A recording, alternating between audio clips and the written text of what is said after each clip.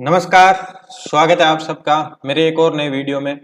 और आज के इस वीडियो में हम थर्ड ग्रेड 2022 में जो मैथ्स का पेपर हुआ था, जो मैथ्स के पार्ट पूछा गया था, उसका हम सॉल्यूशन इस वीडियो में करेंगे।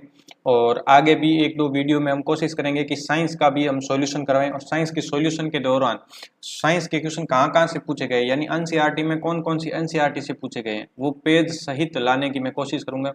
जिसमें कि क्या 10th तक की एनसीईआरटी पूछी जा रही है या 11th-12th की एनसीईआरटी से भी कुछ प्रश्न बन रहे हैं कि, तो वो सारे मैं यहाँ लाने की कोशिश करूंगा। और साथ ही साथ में मैंने फिजिक्स और केमिस्ट्री के जो नोट्स बनाए थे साइंस के लिए, उनके भी पेजेस मैं यहाँ आपके साथ शेयर करूंगा कि वहाँ से क्या क्या प्रश्न बने, क्योंकि वो भी मेरे एनसीईआरटी से ही बने गए। तो एनसीईआरटी से जिसने भी बने हैं तो सबके नोट्सों के अंदर से ही प्रश्न आए हैं।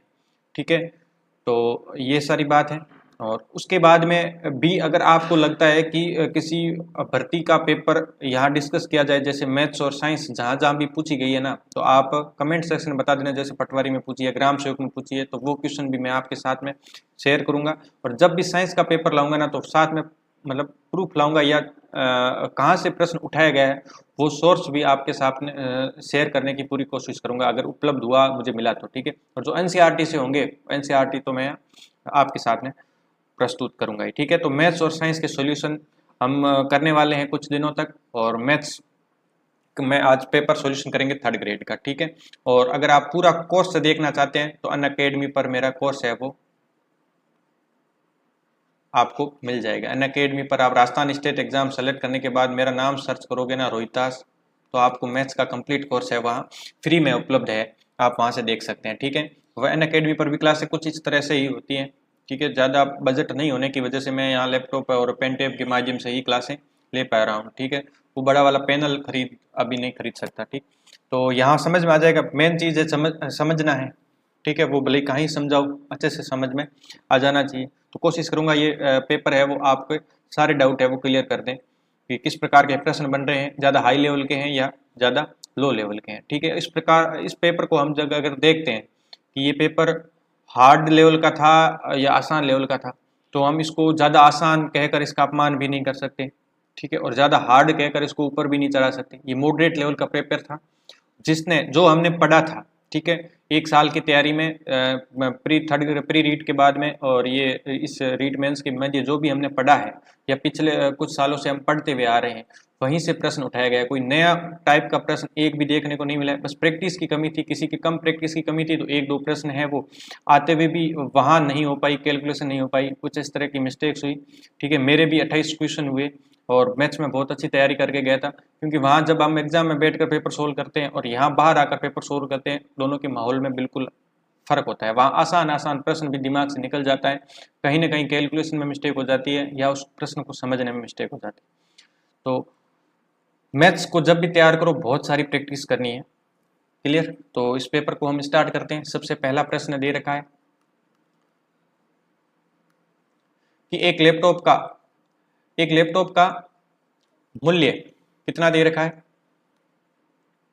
एक लैपटॉप का वर्तमान मूल्य है 6,561 रुपए। यदि इसके मूल्य में प्रति वर्ष 10% का ह्रास हो रहा है, यानी 10% की कमी हो रही है, तो 3 वर्ष पूर्व इसका मूल्य है वो कितना था। हमें 3 वर्ष पहले का मूल्य बताना है। ठीक है, तो 10% की कमी हो रही है, तो 10% का मतलब क्या होता है? 10% का मतलब होता है 1/10, यानी 10 पर कितने की कमी? 1 की कमी। यानी पहले अगर इसका मूल्य 10 था, तो अब इसका 10% कमी होने के बाद मूल्य कितना हो गया? 9 हो गया। और इसी तरह की कमी कितने वर्षों तक चल रही है? 3 वर्षों तक चल रही है। तो हम 3 वर्षों तक लिख दें। दूसरे वर्ष में भी यही कंडीशन रही, तीसरे वर्ष में भी यही बात रही। क्लियर? तो ये 3 वर्षों का आ गया। तो 3 वर्षों में अब मूल्य कितना हो गया? जब 10 को 10 से और 10 का क्यूब करेंगे तो कितना आ जाएगा? 1,000 रुपये। और इसी तरह 9 को 9 से गुणा करेंगे तो यहाँ कितना आ जाएगा? 729। क्लियर? अब 10% को हमने सोल्व किया, तो 10% की कमी हो रही है। क्लियर? अब क्या पूछा है कि इसका वर्तमान मूल्य 6,561 है और यहां वर्तमान मूल्य कितना है? 729 है। तो यहां दे रखा है 6,561 और बट्टा में इस पर कितना कितना है? 729। अब हमें ज्ञात क्या करना है? वहां गुणा कर देना है। ज्ञात करना है हमें 3 वर्ष पहले का मूल्य। तो ये तो 3 वर्ष बाद का मूल्य है, तो 3 वर्ष पहले का मूल्य कितना था? तो 1,000 रुपये था। तो कितना था? 1,000 रुपये। ठीक है, अब हम जब इसको काटेंगे, जब काटते हैं तो कितना बचेगा, ये इससे 9 बार कटेगा, ठीक है ना। आप काट के देख लेना, क्योंकि पेपर के दौरान मैंने जब सोल्व किया था तो काटा था तो 9 बार कटा। 9 बार कटने पर 9 को 1000 से गुणा करेंगे। 9 को जब 1000 से गुणा किया तो कितने आंसर आएगा, 9000 रुपए, ठीक है। तो इसका जो सी ऑप्शन है वो क्या हो जाएगा, करेक्ट आंसर हो जाएगा। सिंपल सी बात थी, क्लियर हो गया प्रश्न। अगला प्रश्न देखो कि प्रथम 7 प्रेक्षणों का मध्य 18 है और अंतिम 7 प्रेक्षणों का मध्य 20 है, तो 7वां प्रेक्षण हमें ज्ञात करना है, जबकि सभी 13 प्रेक्षणों का मध्य कितना दे रखा है, 19 दे रखा है। कितना दे रखा है, 19 दे रखा है। तो चलो करें। सबसे पहले जो दे रखा है कि प्रथम 7 प्रेक्षणों का मध्य कितना दे रखा है, 18 दे रखा है। तो मुझे बताओ प्रथम 7 प्रेक्षणों का योग कितना हो जाएगा, तो 7 प्रेक्षणों का योग हो जाएगा 7 इंटू 18, 18 7 कितना हो जाएगा, 126। अब अगला देखो, अंतिम 7 प्रेक्षणों का मध्य 20 है, तो यहां मैं लिख दूं अंतिम 7 प्रेक्षणों का मध्य कितना दे रखा है, 20 दे रखा है। तो इन अंतिम 7 प्रेक्षणों का योग कितना हो जाएगा, तो योग हो जाएगा 7 इंटू 20। 7 इंटू 20 कितना होता है, 7 इंटू 20 होता है 140। कोई दिक्कत नहीं, जो प्रश्न में दे रखा है वहां तक हमने कर लिया। अब 7वां प्रेक्षण ज्ञात करना है, जबकि सभी 13 प्रेक्षणों का माध्य कितना दे रखा है, 19 दे रखा है, ठीक है। तो ये पहली बात हो गई थी हमारे पास, ये दूसरी बात हो गई। अब तीसरी बात क्या ले रखी है कि सभी 13 प्रेक्षणों का माध्य 19 है, तो यहां लिख दो सभी 13 प्रेक्षणों का माध्य कितना दे रखा है, 19 दे रखा है। तो अब इसका योग बताओ, सभी 13 प्रेक्षणों का योग कितना हो जाएगा, तो 13 इंटू 19। जब 13 को 19 से गुणा करेंगे तो 9 तिया 27, चल गई 2, 9 और यहाँ 3, 9 और 3 12, 12 और 2 कितने हो गए, 14, हासिल गई 1, 1 को 1 से गुणा किया 1 और 1 और 1 कितने हो गए 2। तो सभी इनका योग कितना आ गया हमारे पास, 247। कितना आया, 247। अब पूछा है 7वां प्रेक्षण पूछा है, तो एक बात बताओ, यहां हमें कितने प्रेक्षण दे रखे हैं, कुल 13 दे रखे हैं। तो 1 2 3 4 5 6 7 8 9 10 11 12 और 13, उसमें से क्या है कि 7 प्रेक्षणों का माध्य 1 2 3 4 5 6 और 7, यहां तक का प्रेक्षण हमें दे रखा है, और अंतिम 7 का प्रेक्षण यानी यहां तक का हमें दे रखा है। हमें किसका ज्ञात करना है, इस 7वें का ज्ञात करना है। तो 7वें को कैसे ज्ञात करेंगे, ये मान हम कैसे ज्ञात कर सकते हैं, जब इन सब का योग, अब सब को जोड़ें और उसमें से क्या करेंगे, इसके जोड़ को घटाएं, क्योंकि ये जोड़ इसमें भी आ रहा है, ये है ना, इस जोड़ में भी शामिल हो रहा है, इस जोड़ में भी शामिल हो रहा है। तो इस पूरे में से जब प्रथम 7 को इन दोनों को जोड़कर घटाएंगे तो हमारे पास किसका मान आ जाएगा, इसका। क्लियर बात। तो यानी 7वां प्रेक्षण कैसे ज्ञात करेंगे, 7वां प्रेक्षण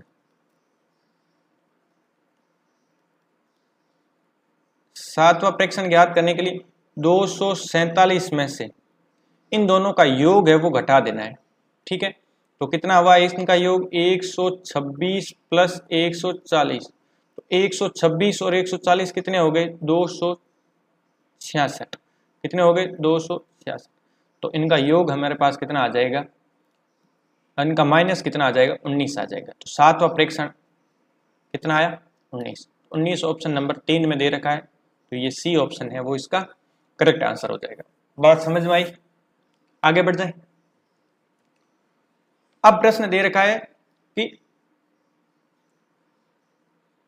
13.608 का स्क्वायर माइनस 13.392 का स्क्वायर। अब जब इस प्रश्न को देखते हैं तो हमें क्या दिख रहा है, एक तो a का स्क्वायर दिख रहा है, फिर माइनस किया गया है, फिर क्या किया गया है, b का स्क्वायर किया गया है। तो जो दिख रहा है ना वो लिख दो, दिख रहा है हमें a का स्क्वायर माइनस b का स्क्वायर।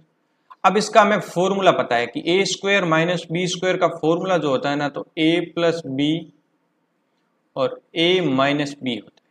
फॉर्मूला क्या होता है, a प्लस बी और a माइनस बी होता है। क्लियर है बात। अब जो प्रश्न दे रखा है वो प्रश्न हम लिख लेते हैं। ठीक है, क्यूब रूट दे रखा है, a का मान है 13.608 और b का मान है ये, तो डायरेक्ट फॉर्मूले में रख दो। तो a प्लस बी करो तो a का मान है 13.608 प्लस b का मान है 13.392, फिर माइनस करना है a माइनस बी, तो a का मान कितना हुआ 13.608 माइनस 13.392, ये इसका मान आ गया। अब जब आगे सोल्व करें, अब आगे सोल्व करेंगे तो 13 और 13 तो कितने हो गए 26, ये 608 और 392 कितना बन रहा है 1000 बन रहा है कि नहीं बन रहा है। और 1000 का मतलब यहाँ कितना एक आएगा, ठीक है ना, 3 जीरो बाद में तो ये पॉइंट लग जाएगा। तो ये 13 13 और इन दोनों को मिलाकर कितना हो गया एक, तो 13 13 26 और एक कितने हो गए 27 हो गए। तो यहाँ लिख देंगे हम, ये हो गया 27। अब गुणा करेंगे, जब 13 से 13 जाएगा तो कितना बचेगा जीरो बचेगा, और 608 में से 392 में गया तो कितना बचा 216 बचा। ठीक है, अब यहां पॉइंट को हटा दो, ये पॉइंट हटेगा तो नीचे कितना आएगा, नीचे क्या आएगा 1 2 और 3, यानी कितने जीरो आएंगे 1 2 और 3। अब इनको जब सोल्व करेंगे, सबका हमें घनमूल पता है, सबका घनमूल 27 का घनमूल कितना हो जाएगा 3 हो जाएगा, और 216 का घनमूल कितना हो जाएगा 6 हो जाएगा, और 1000 का घनमूल कितना हो जाएगा 10 हो जाएगा। कितना हो जाएगा 10 हो जाएगा, ये लिख दिया 10, 6 3 18, 18 बटा 10, 10 मतलब एक छोड़कर पॉइंट लगेगा तो आंसर आ जाएगा 1.8। कितना आंसर आएगा 1.8, यानी ऑप्शन नंबर सी है उसका करेक्ट आंसर हो जाएगा। समझ में आ गई बात। बस ध्यान किस बात का रखना था, ये वाला फॉर्मूला है वो मैं देखते। इस प्रकार के जब भी प्रश्न दे रखे हो ना तो उनके मान है ना दो अलग अलग दे रखो, उनको ए और बी मान लो। ए और बी मान कर जब रखोगे ना तो हमें फॉर्मूला स्पष्ट दिखाई देने लग जाएगा, और जब फॉर्मूला याद होगा तो ये प्रश्न है वो आसानी से हम कर लेंगे। क्लियर, आगे बढ़े। अगला प्रश्न, एक दिन के सापेक्ष 45 मिनट का भिन्नांक निरूपण होगा। एक मिनट के सापेक्ष, एक दिन के सापेक्ष 35 इसका। अब मुझे बताओ, यहाँ दिन में दे रखा है और यहाँ किस में दे रखा है मिनट में दे रखा है, तो इस दिन वाले को क्या करेंगे मिनट में चेंज करेंगे। तो एक दिन में कितने मिनट होते हैं, तो सबसे पहले एक दिन में 24 घंटे होते हैं। कितने होते हैं 24 घंटे, और हमें किस में चाहिए मिनट में चाहिए मान, तो मिनट में कैसे करेंगे 24 को किस से गुणा कर देंगे 60 में, तो ये मान किस में आ गया मिनट में आ गया। ठीक है, एक दिन का। तो अब रखो, तो भिन्न के रूप में बदलना है तो 45 बटा एक दिन, और एक दिन का हमारे पास मान आया है 24 × 60। इसको सोल्व करो, 15 का भाग 3 बार और इसमें 4 बार, 3 को काटेंगे तो ये कटेगा 8 बार। तो आंसर कितना आ गया, ऊपर तो बचा 1 और 8 100 कितने हो गए 32। तो ये आंसर है 1 बटा 32 है आंसर है वो करेक्ट हो जाएगा, इसका हो जाएगा ए ऑप्शन राइट। समझ में आ गया। बस बात क्या ध्यान रखनी है कि जो यहाँ दिन में दे रखा है ना और यहाँ मिनट में दे रखा है तो दोनों को एक में बदल दो। ठीक है, या तो इसको दिन में बदल दो या इसको मिनट में बदल दो, तो आसान क्या रहेगा इसको मिनट में बदल देते हैं। क्लियर, आगे बढ़े। संख्या 21 से लगाकर 40 तक संख्या दे रखी है, उनमें से एक यादृच्छिक रूप से एक संख्या का चयन किया जाता है और वह संख्या आपके अभाज्य संख्या होने की प्रायिकता ज्ञात करने। तो कुल कितनी संख्या दे रखी है 21 से 40 तक कुल संख्या 20 दे रखी है। अब हमें बताना है 21 से 40 के मध्य कितनी अभाज्य संख्या आती है, तो बताओ 21 से 40 के मध्य कितनी अभाज्य संख्या आती है। तो अभाज्य संख्या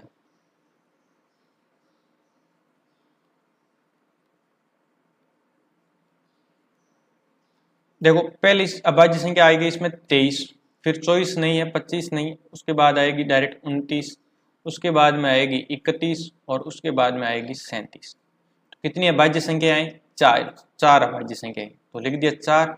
और कुल कितनी संख्या है यहाँ 21 से लगाकर 40 तक, तो कुल संख्याएं हैं ये 20। तो इनको काटेंगे तो 4 को जब 20 में भाग देंगे कितनी बार गया, 1/5। तो यहाँ आंसर कितना आ जाएगा, 1/5। 1/5 है, ऑप्शन नंबर सी में दे रखा है। क्लियर? ठीक है, बस अभाज्य संख्याएं हमें पहचाननी थी इनमें से। अब अगला प्रश्न है कि के किस मान के लिए निम्नलिखित समीकरण निकाय का एक अद्वितीय हल है। तो इसको समझाने से पहले मैं कुछ पॉइंट आपको समझा देता हूं। अब ये पॉइंट क्या है कि यहाँ समीकरण दे रखा है आपको कि पहला समीकरण a1x b1y प्लस c1 बराबर क्या है, 0। दूसरा समीकरण क्या है, a2x plus b2y plus c2 बराबर क्या है, 0। ये दो समीकरण दे रखे हैं। अब हमें क्या करना है, अब देखो पहली कंडीशन, जब a1/a2 बराबर नहीं दे रखे हैं किसके, b1/b2 के, तो ये दोनों रेखाएं, ठीक है, कैसी होगी, प्रतिच्छेदी होगी। कैसी होगी, प्रतिच्छेदी होगी। प्रतिच्छेदी का मतलब ये रेखाएं ऐसे क्या कर रही होगी, कहीं ना कहीं प्रतिच्छेद कर रही होगी। प्रतिच्छेद कहाँ कर रही है, कितनी जगह प्रतिच्छेद कर रही है, तो यहाँ केवल और केवल एक जगह प्रतिच्छेद कर रही है। तो इसका मतलब कितना हल होगा, इसका केवल एक हल होगा। इसका मतलब क्या होगा, एक हल। एक हल को हम क्या लिखते हैं, अद्वितीय हल। क्या लिखेंगे, अद्वितीय हल। अब दूसरा पॉइंट, जब क्या हो a1/a2 बराबर है b1/b2 बराबर नहीं है क्या, c1/c2, तो रेखाएं कैसी होगी, तो रेखाएं होगी समांतर।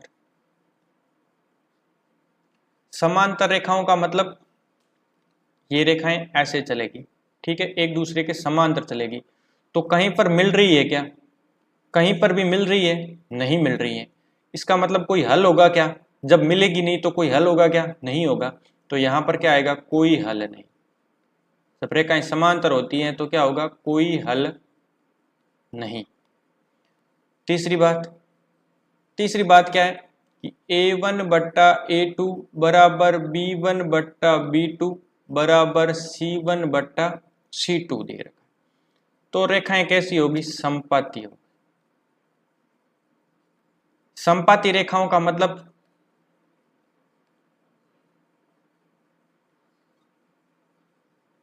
और दूसरी इसी के ही ऊपर, ठीक है ना, इसी के ही ऊपर होगी। अब इसी के ऊपर होगी तो ये कितनी बार टच कर रही है दोनों आपस में रेखाएं, तो ये अनंत बार टच कर रही है, ठीक है ना, अनंत बार मिल रही है। तो इसके जितनी बार मिलती है रेखाएं उतने ही क्या होते हैं, हल होते हैं। तो कितनी बार, अनंत बार। तो हल कितने होंगे, इसके अनंत हल होंगे। क्या होंगे, अनंत हल होंगे। तीनों पॉइंट समझ में आए। अब आते हैं इस प्रश्न के ऊपर। अब प्रश्न में क्या दे रखा है कि के किस के मान के लिए एक निकाय एक अद्वितीय हल है। एक अद्वितीय हल है, अद्वितीय हल है यानी किस पर जाएंगे, पहले वाले समीकरण। पहले वाले में क्या दे रखा है, a1/a2 बराबर नहीं है b1/b2 के। तो a1/a2 बराबर नहीं है b1/b2 के। a1 का मान यहां से कितना आया, 2 आया। a2 का मान कितना आया, k आया। फिर बराबर नहीं है किसके, b1/b2 यानी 3/6 को। इसको जब काटेंगे तो ये कितनी बार कटा, 2 बार। जब 2 को 2 से आपस में गुणा करेंगे तो k का मान कितना आएगा, तो k का मान कितना आएगा, बराबर नहीं है, 2 और 2 कितने हो गए, 4। ये किस ऑप्शन में दे रखा है, बी ऑप्शन में। तो ये बी ऑप्शन है, इसका करेक्ट आंसर हो जाएगा। ये 3 पॉइंट है वो आपको ध्यान रखने। समझ में आई बात, आगे बढ़े। अब देख, हमने परिमेय संख्याएं पढ़ी थी, तो उसमें P/Q के रूप में बदलना सिखाया था। तो P/Q के रूप में इनको कैसे बदलेंगे, ठीक है। तो देखो संख्या दे रखी है 0.1254। अब इसमें क्या करते हैं, देखो ये अनअकैडमी पर मेरे ये टॉपिक पढ़ा हुआ है नंबर सिस्टम, तो वहां मैंने अब इनको तरीके से रख सकते हैं, जैसे x से पहले गुणा करना है, फिर इसको x को 100 से समीकरण बनाकर 100 से गुणा करना है, फिर 10,000 से गुणा करना है, फिर समीकरण 2 में से एक को निकाल कर ऐसे करना है, तो वो लंबा हो जाता है। डायरेक्ट फॉर्मूला बताया, डायरेक्ट ट्रिक बताई थी, ठीक है। तो कैसे होगा, सबसे पहले पूरी संख्या लिख दो, तो पूरी संख्या लिख दी भाई, पूरी संख्या माइनस करना है बिना बार वाली संख्या को, तो बिना बार वाली संख्या कितनी है, तो यहाँ बिना बार वाली संख्या 12 है। अब आगे क्या करना है, आगे करना है कि जितने संख्याओं पर बार है उतने तो हमें लगाने हैं 9, जितनी संख्याओं पर बार नहीं है उतने हमें क्या लगाने हैं, 0। बात क्लियर। वापस देखो, सबसे पहले लिखनी है पूरी संख्या, पूरी संख्या में से वह संख्या माइनस करनी है जिस पर बार नहीं है, तो वह संख्या हमने माइनस कर दी जिस पर बार नहीं है। अब बट्टा में जितनी संख्याओं पर बार है उतने तो लगाने हैं 9, और जितनी संख्याओं पर बार नहीं है उतने तो लगाने हैं 0। तो इसमें से जब इसको माइनस करेंगे तो कितना आ जाएगा, 4 में से 2 गया पीछे, 2 बचा, अब 5 में से 1 गया पीछे, 4 बचा, और यहाँ कितना हो गया, 12 नीचे। अब इनको जब काटेंगे, अब इसको काटो, 9 से कटेगा तो ये 9 से गया 1100 बार, ये 9 से गया 1 बार, और पीछे बचा 3,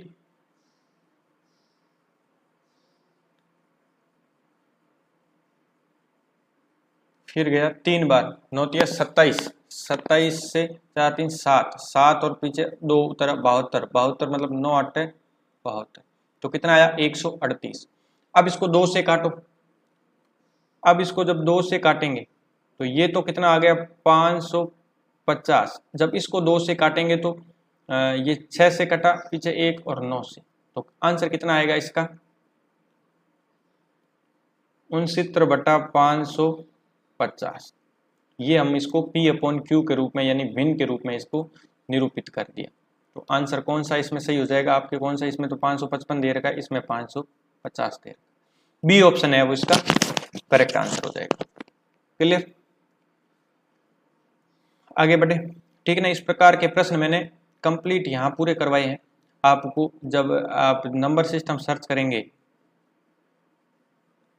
अनअकैडमी पर, तो लगभग मेरी इसमें 13 क्लासें हैं नंबर सिस्टम के ऊपर। तो वहाँ मैंने वर्गमूल, घनमूल और परिमेय संख्या, अपरिमेय संख्या, इनको P/Q ग्रुप में सारे डिटेल में करवाया हुआ है, ठीक है। और उसके साथ में ही मैंने अभी तक जियोमेट्री कंप्लीट करवा दी है, जियोमेट्री कंप्लीट हो गई है, और मेंसुरेशन है वो अभी चल रहा है, ठीक है। मेंसुरेशन है अभी चल रहा है, बाकी जियोमेट्री है वो कंप्लीट हो गई है। उसके बाद में हम अलजेब्रा करेंगे, और उसके बाद में अरिथमेटिक वाले टॉपिक है वो क्लियर करने वाले हैं, ठीक है। तो आप वहाँ से मेरा पूरा कोर्स है वो देख सकते हैं। वहाँ मैं कोर्स, मेरे जो नोट्स बनाए थे ना 3rd ग्रेड में, वही नोट्स वहाँ मैं करवा रहा हूँ। क्लियर, आगे बढ़े। अब देखो इस प्रश्न को,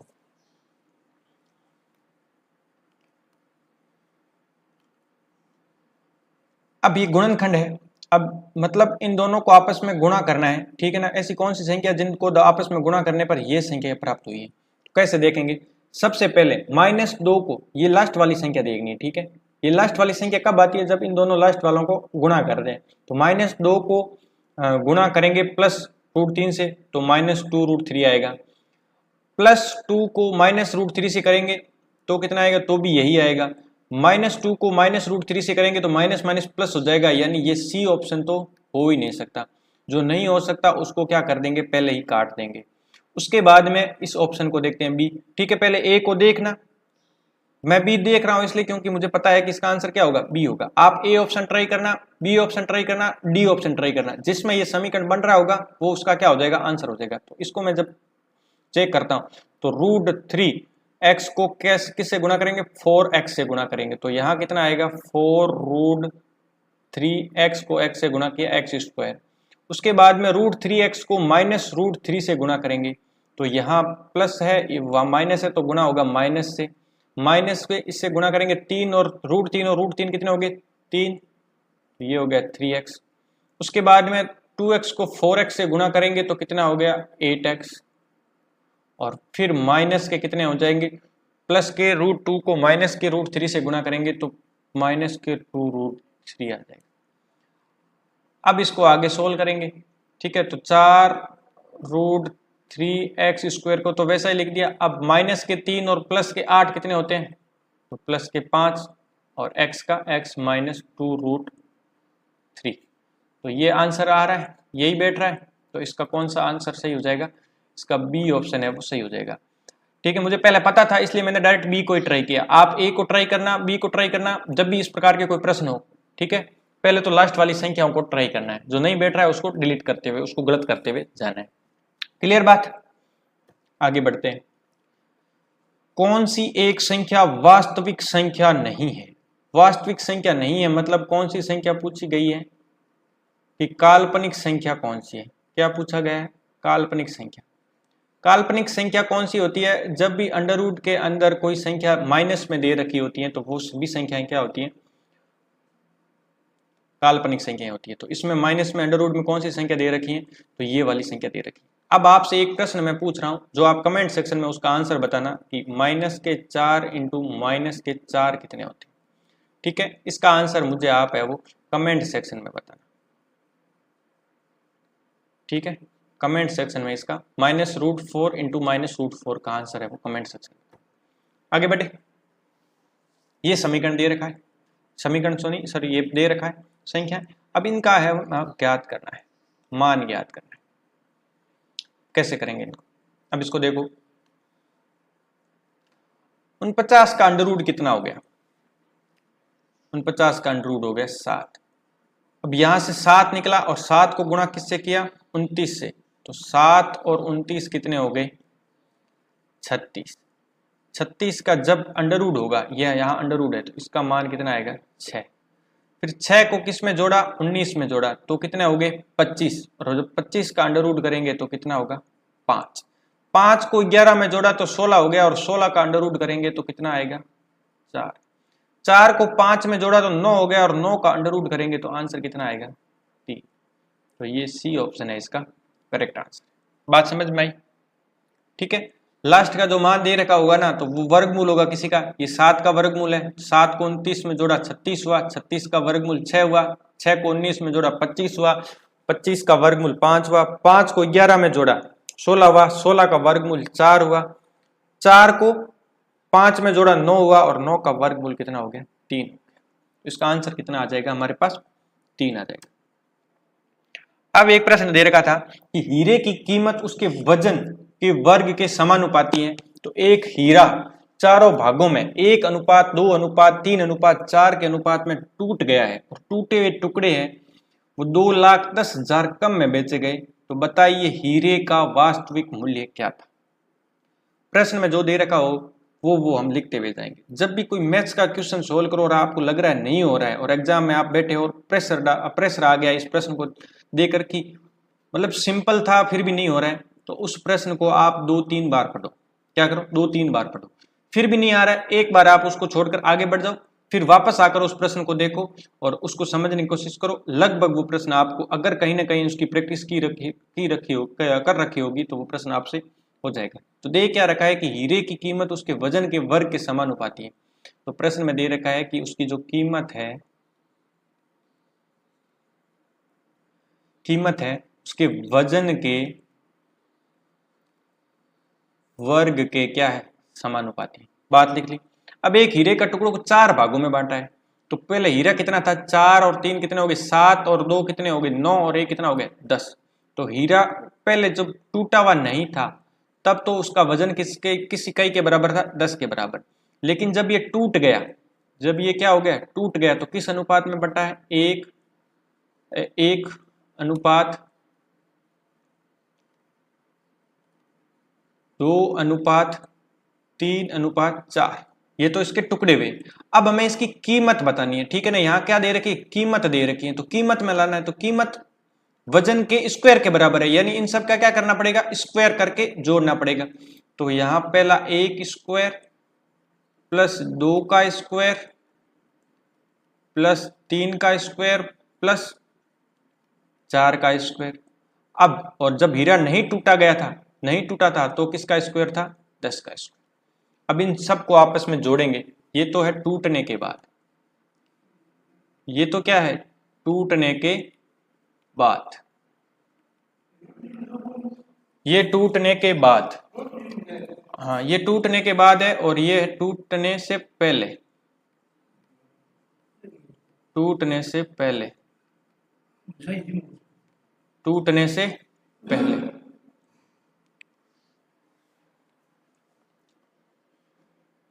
तो 1 का स्क्वायर 1, 2 का स्क्वायर 4, 3 का स्क्वायर 9 और 4 का स्क्वायर 16 और यहाँ 10 का स्क्वायर कितना हो गया 100 हो गया। इन सबको जोड़ेंगे 4 और 16 20, 20 और ये 10 30 हो गई। टूटने के बाद कीमत कितनी रही 30, पहले कीमत कितनी थी 100, मतलब कीमत कितनी कम हो गई है यहाँ 70 कम हो गई है। कितनी कम हो गई 70 कम हो गई है। प्रश्न में कितनी कम दे रखी है 2,10,000 कम हुई है और यहाँ हमारे कितनी कम हुई है 70 कम हुई है। तो ज्ञात क्या करना है हीरे का वास्तविक मूल्य ज्ञात करना है। हीरे का वास्तविक मूल्य कितना है टूटने से पहले 100 था। तो जब इसको गुणा काटेंगे तो जब इसको काटेंगे तो ये 7 से कितनी बार कटा 3 बार कटा। तो यहाँ 3 पीछे जितने जीरो लगा दो 1 2 3 4 और 5 जीरो। तो आंसर इसका क्या आ जाएगा ए ऑप्शन है वो करेक्ट हो जाएगा। समझ में आई बात। आगे बढ़े।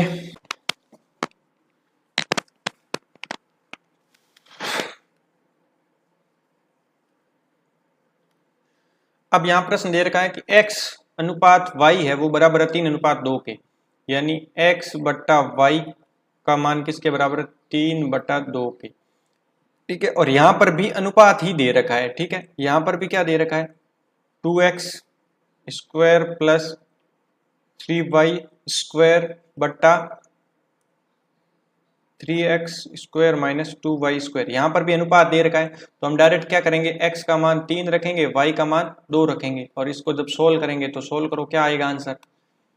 x का मान 3 रखो तो 3 x का स्क्वायर यानी 3 का स्क्वायर कितना 9, 9 को 18 से 2 से गुणा करेंगे तो कितना आ गया 18। y का मान 2 है, 2 का स्क्वायर 4, 4 को 3 से गुणा करेंगे तो कितना आ जाएगा 12 बट्टा x का स्क्वायर यानी 3 का स्क्वायर 9, 9 को 3 से गुणा करेंगे तो कितना आ जाएगा 27 प्लस माइनस एच। अब y का स्क्वायर यानी y का नहीं 2 का स्क्वायर 4, 4 को 2 से गुणा करेंगे तो कितना आ जाएगा माइनस के 8। अब आगे जोड़ो, जोड़ेंगे 18 और 20 12 को जोड़ेंगे तो कितना आ जाएगा 30 आ जाएगा और 27 में से 8 गया तो पीछे कितना बचेगा 19 बचेगा, यानी मान कितना आएगा 30:19 आएगा। 30:19 किस ऑप्शन में दे रखा है 30:19 है वो बी ऑप्शन में हमारे दे रखा है। क्लियर बात, समझ में आके डायरेक्ट मान ही रखने थे। अब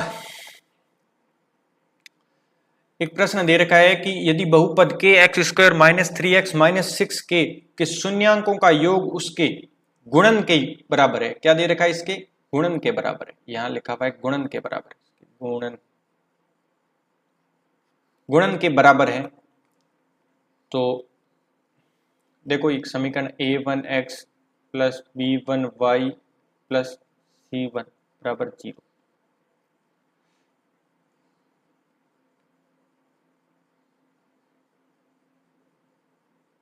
ठीक है, बंद रखने की जरूरत नहीं, एक ही समीकरण लेना है। अब हम क्या करेंगे कि उनके शून्यांकों का योग, तो शून्यांकों का योग कैसे ज्ञात करेंगे, शून्यांकों का योग यानी अल्फा प्लस बीटा कैसे ज्ञात करते हैं माइनस बी बटा ए, और शून्यांकों का गुणनफल इसमें से कैसे ज्ञात करेंगे माइनस यानी सी बटा ए। ये बात हम पढ़ कर आए हैं। अब इस समीकरण को लिखते हैं। समीकरण क्या दे रखा है के एक्स स्क्वायर, समीकरण दे रखा है के एक्स स्क्वायर माइनस के 3x माइनस के 6k। अब यहाँ दोनों जगह प्लस प्लस है और यहाँ दोनों जगह क्या है माइनस माइनस है, यानी 3 को माइनस में लेना है 6 को भी माइनस में लेना है। क्लियर बात। अब देखो प्रश्न में दे रखा है उनके शून्यांकों का योग उनके गुणन के बराबर है, यानी ये दोनों समीकरण आपस में क्या है बराबर है। तो मैं इस चीज को ऐसे लिख दूं कि माइनस के बी बट्टा ए है वो किसके बराबर है सी बट्टा ए के, तो कोई दिक्कत नहीं होगी। ठीक है, ऐसा लिख दें। तो माइनस बी का मान कितना है माइनस का माइनस, अब बी का मान कितना है माइनस के 3 है। ठीक है ना, तो बी का मान है माइनस के 3 बट्टा ए का मान कितना दे रखा है के दे रखा है बराबर सी का मान यहाँ कितना दे रखा है माइनस के 6k, माइनस के 6k और बट्टा में ए का मान हमारे पास के दे रखा है। तो अब इनको काटो, के से के कट गया और ये माइनस का दोनों जगह क्या हो गए, आपस में गुणा होते प्लस हो गए। अब इसको सोल्व करेंगे तो ये 3 प्लस का और ये माइनस का 6 है, तो माइनस का 6 इधर आएगा तो ये माइनस का 6 और बराबर के उधर जाएगा तो ये के। जब इनको काटेंगे तो के का मान हमारे पास आएगा माइनस का 1/2। तो के का मान हमारे पास कितना आया, माइनस का 1/2। माइनस का 1/2 दे रखा है, ऑप्शन नंबर 1 में दे रखा है। समझ में आ गई बात? ठीक है, बस ये दो फॉर्मूले हैं, पता होना चाहिए कि शून्यांकों का योग कैसे ज्ञात करते हैं, शून्यांकों के गुणनफल को कैसे लिखते हैं। तो इसमें आज हमने कुल लगभग 13, 14 या 15 प्रश्न के आसपास हमने आज सॉल्यूशन किया, क्योंकि वीडियो लंबा हो रहा है। तो 15 प्रश्न, जो बाकी बच गए प्रश्न हैं उसके लिए मैं एक सेकंड वीडियो और लाऊंगा, उसमें वो बाकी के प्रश्न कर लूंगा, कल तक वीडियो उसका भी आ जाएगा। और उसके बाद में हम किसका सॉल्यूशन करेंगे, साइंस का सॉल्यूशन हम करेंगे। और अगर मेरे साइंस के नोट्स नहीं देखे, उस सॉल्यूशन को करने से पहले अगर मेरा नोट्स देख कर आना चाहते हैं तो मेरा नोट्स है वो टेलीग्राम चैनल है ट्रिकी साइंस नाम से। किस नाम से? ट्रिकी साइंस नाम से टेलीग्राम चैनल है। वहाँ पर आप मेरी PDF डाली हुई है फिजिक्स और केमिस्ट्री के कंप्लीट नोट्स की। ठीक है, फिजिक्स और केमिस्ट्री के क्या दे रखे हैं, कंप्लीट नोट्स दे रखे हैं, आप वहाँ जाकर देख सकते हैं। आप अगर संस्कृत विभाग की तैयारी कर रहे हैं या वापस 3rd ग्रेड की कर रही हैं या जूनियर अकाउंटेंट की कर रहे हैं, क्योंकि साइंस है ना, वो किसी की भी तैयारी करो, साइंस NCERT से ही पूछी जा रही है। ठीक है ना, तो NCERT के कंप्लीट नोट्स बने हुए। और इस बार मैं कोशिश करूंगा कि इन दोनों नोट्सों को अपडेट करूं और उसके साथ साथ में बायोलॉजी के भी क्या बनाऊं, नोट्स बनाऊं। ठीक है, और फिर आपको तीनों के नोट्स है वो उपलब्ध करवाऊं। तो आप मेरे टेलीग्राम चैनल से जुड़े हुए रहना, जो भी जानकारियाँ होगी वहाँ मैं शेयर करूँगा। और आज के लिए बस इतना ही, और अगला वीडियो इसका पार्ट 2 यानी बचे हुए 15-16 प्रश्न जितने भी बचे हैं वो प्रश्न है वो मैं अगली क्लास में आपके सामने करवाऊँगा। तो आज के लिए बस इतना ही, धन्यवाद, जय हिंद।